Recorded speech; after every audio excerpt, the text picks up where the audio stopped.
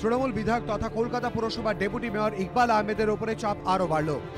নারদকাণ্ডে সিবিআইয়ের পর এবারে তাকে নোটিশ পাঠালো আরেক কেন্দ্রীয় তদন্তকারী সংস্থা এনফোর্সমেন্ট ডিরেক্টরেট।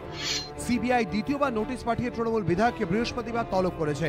ঠিক এর আগের দিন ইকবাল আহমেদকে নোটিশ ইডির।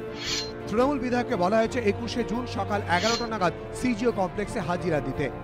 নারদ নিউজের স্টিং অপারেশনের ফুটেজ সামনে আসে 2016 বিধানসভা নির্বাচনের আগে।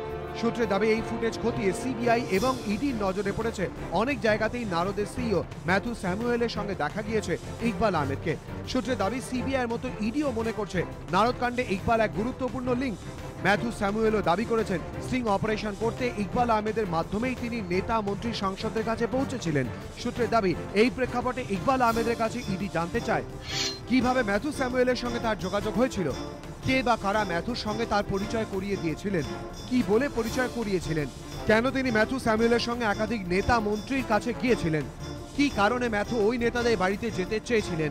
সূত্রে দাবি তৃণমূল বিধায়ক ইকবাল আহমেদের কাছে ইডি এও জানতে চাইতে পারে ম্যাথু স্যামুয়েল তাকে কত টাকা দিয়েছিলেন, কেন দিয়েছিলেন, কি বলে দিয়েছিলেন।